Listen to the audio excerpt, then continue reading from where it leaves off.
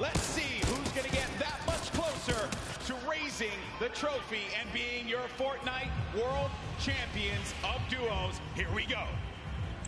Get going, Golden Boy, because we are jumping into Game 3 as these cameras populate. Your favorite competitors are here. They've made it this far. It's the duo competition. If you were nervous before, hopefully they kicked the bucket over this little break here, and they're back, and they're recuperating. I know I practically kicked the bucket after Vinny's Metro 1 Game 2, man.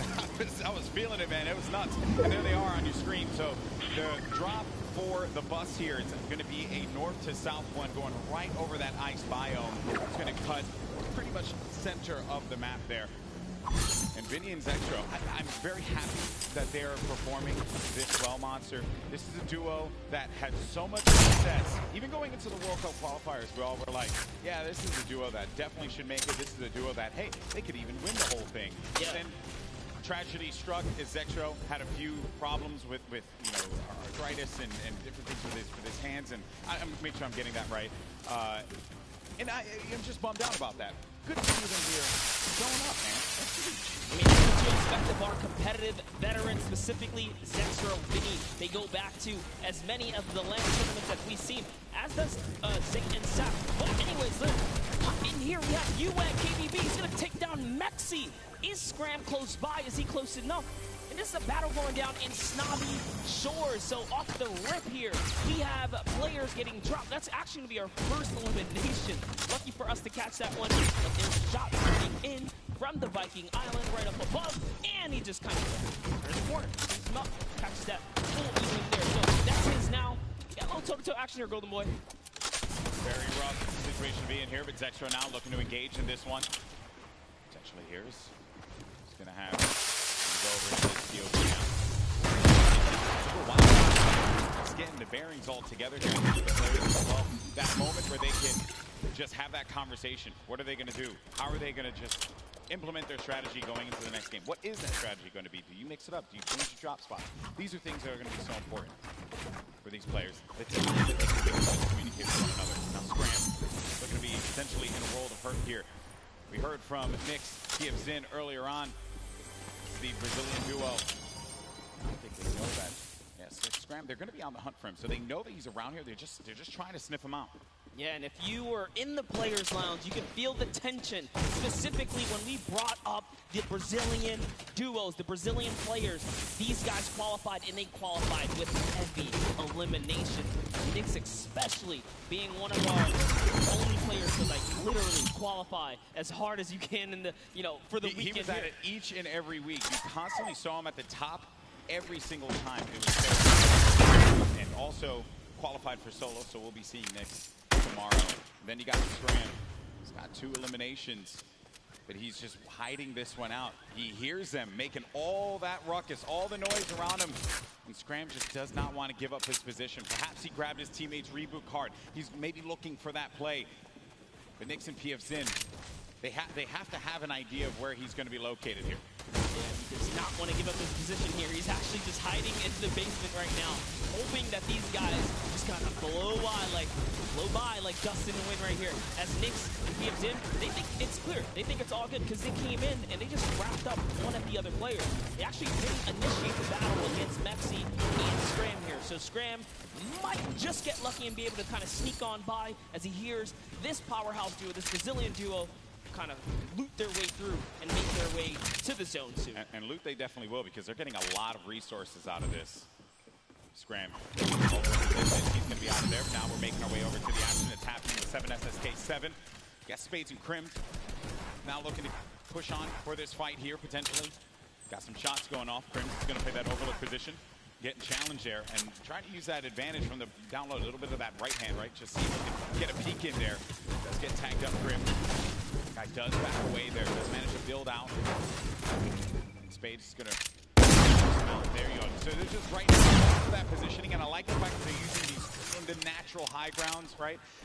Get to the top, hold it down. Don't really focus too much on just trying to get in their face quite yet. Give yourself that moment of opportunity and really get a lay of the land, and then going for the engagement. Yeah, absolutely. The best duos will try their best to isolate their opponents, really force them into, you know, very weird situations like this, force the 1v1s, and hopefully get those free shots. And then then pursue the push here. So again, look at how now they're split up again. So Spades and Crims are doing a great job here, pressuring and isolating their opponents right now. And so far, they're definitely dictating the pace of battle here. Yeah, that's what they want to continue to do. They're suffocating them, but plain and simple, right? Not let them get any kind of movement there. Jamside in 7SSK7. They're having a conversation of what the play is. What is the movement going to be? But Crimson Spades are not going to allow them that opportunity to breathe. That's going to be the down there. Crims managing to knock down Jamside. He's looking for 7SSK7 around the corner, and that's going to be the elimination registered. Both players are going to be out of there. And a big win there for Crimson Spades. What a clean push right there. Crimson Spades have so much to prove here because when they qualified, they were kind of looked down on like, wait a second, was it luck? Was it not? No, they're here to show it off and show why they're at the World Cup Finals. But now, hopping back with Miz and Daedra, we saw them have a great game 1, came out top 10, and they're still in the running. They're in about the top 10 right now as well, based off of elimination. Not necessarily picking up too many placement points. They're heavily dependent on just piping up these players. Looks like Lucky Land is theirs right now. They'll have that, but let's see. It is Daedra.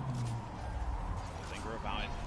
Also, I love the fact that when you go to the top spot, there is a bunch of free items that you're going to be able to pick up on. Also, you're going to have that circle advantage. It's right there. So you don't got to worry too much. You can continue to focus on looting. High ground has them off, though. Miz, be careful.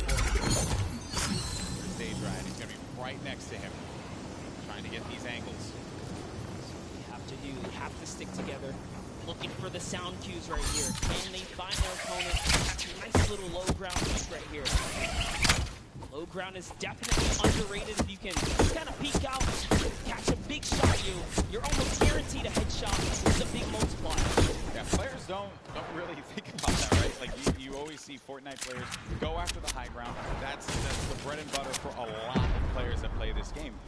But you know better than most that the low ground can pay dividends for you if you know how to take advantage of that positioning.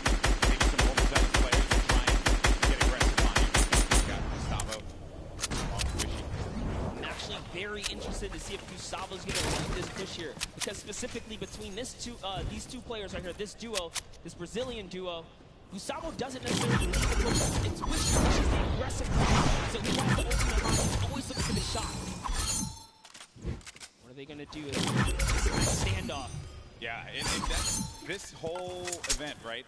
Players have just been very cautious about what they want to do. They are not trying to get too aggressive in these fights. They know what's on the line here. Millions in prizing is on the line. You do not want to make a bad decision. Be one of those teams that are eliminated out early on. But Gustavo's going to be putting shots down. Focusing this player, forcing him back to build up. He has no builds to work with as well. 19 HP remaining. Just a hope and a prayer, but unfortunately for him, it's not going to be enough for him. Isn't going to happen for him either. And Miz, he's feeling it. That's going to be 2 elims for this duo. You gotta love the snarky little smirk right there on his face when you get those 2 points. Smirky. Feels so good.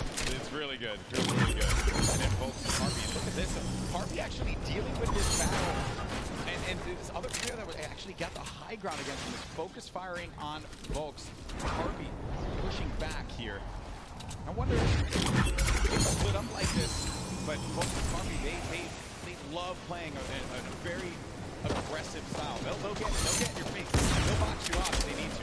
Yeah, without a doubt, this duo was unmatched when it came down to eliminations. Rounds. They had the most, actually, and even coming off a consecutive 5 victories. Volks and Harpy, another kind of reference to game 1. They had a great game 1. We saw them picking up duos, but we haven't seen them necessarily make it through the end game. All they have to do is kind of slow it down here, and that's what they're trying to do, but being split up is terrible. Also, in the distance, I just want to make note, Volks is a very aggro controller player. He's another one. I think that we've seen a fun mixture of players to get that approach to the game. Others that just take early fights, get some points early. Maybe they're playing that early game strategy rather than like focusing so hard. Like if you get late game, that's great. You do want to rack up a few eliminations. Look how low the points are that have been thus far in games 1 and 2. Get yourself a few elims. And maybe manage to make team, which is very hard given how many players have stayed alive in this game. Games 1 and 2, we were at what, circle 5 or 5? I think we were sitting at like players are just waiting. Yeah, that's where that storm surge kicks in right down there. Chapters, one of my picks to watch, had sort of been struggling in the format so far. I guess when the real pressure's on, you know, the environment shifts, right? Everything That's right. That's right. Everything changes here, and Crew does manage to get that shot off, or attempt to, with that tactical shotgun. It was not going to get the connection necessary there, but it did put the fear in the player to have to back away. Both players, well, respecting the space from one another. The stinkers come out. Crew and Chapmix having to get out of there, and they're going to use those, I believe, the shockwave nades to just fly on out of there. Didn't see the purple over their bodies there, but they were able to fly on out of that fight. Could have gotten real risky for them. I was going to say, that was a respectful disengage. You only got 6 games here, 2 of which have happened. Yeah, they right. need big performances. They have to push towards placement and endgame. So, good on them to back up, man. When you have stinkers, there's no defense against it. You get chunked down right through your build. It really is annoying to go against. And speaking about the stinkers here, Epic Whale's under pressure right now, and that's just going to chunk him down. They force him off of the campfire. You see if he returns to it. Yeah, you're only going to get so much time with that campfire. Epic Whale, along with 40 this is a qualified control. The last moment you could possibly have it happen, they managed to pull it off. Maybe this could be the case. Another dominating duo in the scene, Airwalks and Nikov. Airwalks winning the Pro-Am yesterday. This is a whole new ballgame. Best players in the world in this lobby. It's not going to be a cakewalk, and he knows that. It hasn't been the best run thus far for Airwalks and Nikov. Yeah, and it was their last final games there. Notice the text right there. The fast track Airwalks and Nikov qualified for the Fortnite World Cup in their final 7 games. That's intense. They were struggling so close on the cusp. Every single weekend, so close to qualifying. If it was 5 placements, they were 6 or so like that. It was that close for them. But jumping in here, Crew is going to put some pressure down, and it looks like his teammate has turned out as well. He's already gone. Also going to see some eliminations over in the feed as well. We got Crew who just cleaned up on both. Septic took out X-Men. And then I think I saw XXM pop up there on the receiving end of a shot there, so we'll be out of the action as well. Crew by himself has 1 elimination. Going to be looking to get as many points as possible. Now we're going to be sitting with 40 duos left alive. We're going into the next circle here in just a little bit. It's going to start to collapse. Salty Springs is going to be the point of interest.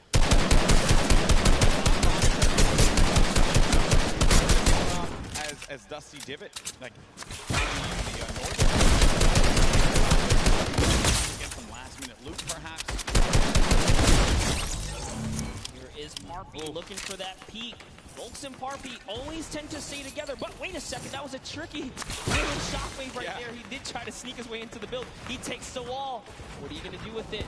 He's still looking for the replacement here. He gets it on land, takes the wall. 184! Crew's excitement, you can feel it from here. That was a huge shot. With the new tactical shotgun, the legendary. That's right. When you're feeling it, man. He went right for the fight. Ambitious young player there from Sweden. 15 years of age, man. He's playing for millions of dollars. So many of these players. They're just young ones. We have a lot of young fans here in the arena today. Maybe next year this could be them. Then we got a few of the veterans. Destro, Vinny, saw Nate Hill. As well as Aiden there in the corner of the screen. And back over to our Game 2 winner, Zextra and Vinny. No eliminations to their name thus far. I mentioned Wolfie's the aggro controller player. He went right for Nyx and just take him out. Yeah, definitely see Wolfie hopefully get some more highlights before the weekend's over. Touch base with him. He's a great kid. Definitely enthusiastic about being here at the World Cup, and he feels totally prepared. He's ready to represent. He's one of the few controller players to actually qualify for this weekend. It's a big weekend for a lot of players, obviously, clearly. Here you had CC Elevate. They haven't found the rhythm. They've been a little quiet, man. They won WSOE, a great duo that has had success in the past, but this has not been their game so far. Got to get something to turn it around. The talent is certainly there. I think I saw someone on the Fortnite competitive Reddit mention, why is no one talking about Cease and Elevate? And I think it's just important to note that in order for us to talk about it, they got to start doing some things. Games 1 and 2 is yeah, and I mean, we were there in the warm-up round. A lot of players were not necessarily revealing strategy, but whoa, that's a huge shot on Zip right there as Mitro sends one flying down the field right there. Send him packing. Dear me. All right, so back to the action at hand. We have 36 duos left in this. Notable names, obviously, Vega and Doug. Benji Fishy, Mr. Savage. A lot of people crowd pop for Benji Fishy when he walks up to Mr. Savage. For due reason, this is a stupendous duo. The double snipe combination from Benji Fishy and Mr. Savage. Big shot right there. These double snipes, you gotta be careful. There's no standing still in a box here because you might eat one right there. They line up another. Right. Not quite successful that time around, but hey, all damage matters. Storm Surge, long healing damage. You cannot stay idle. There are no free passes at the World Cup. Look what happened in game 1, man. Storm Surge claimed a lot of victims. You have to be engaging in fight. You cannot stay still. There's Wesley and Letter. Right behind him. Organization. Benji Fishy's going to be down. Just saw that one off on the side. Mr. Savage now having to deal with a player that had engaged on him. Get built above. He just needs to wait this one out here, but Benji does get cleaned up. Yeah, that was going to be Wesley. That was such a sneaky ambush right there. He used his Shadow Bomb, pushed up. Notice Benji was kind of overwhelming, harassing players with that tower. He kind of pulled down the scope right there. He ate a shotgun to the face, and that's why Benji goes down. And I love what Savage did here. He just went for high ground. He had to immediately get out of there and leave his duo behind. So what can Mr. Savage do? One of the best mechanical players here today. What can he do by himself? It's not going to be easy. Not with a lobby like this. At this point in time, he's really just looking to play the keep away game. Maybe he can pick off a player with that heavy cypher, get elimination for himself. They only have 1 point right now, and they're nowhere near getting the placement points currently. He's still looking to harass some players. Put some pressure on them. Now you see that happen, half out circle. Duels are going to be inside. So everyone's going to have to start to move over to that east side. It's going to be a struggle for so many players. They're starting to make the moves right now. They want to try and gatekeep, prevent these players from getting inside. This is a team we want to watch right now during this rotation. Mongraal and Mitro, they are masters at executing, especially with an ability like this. They can hunt right now.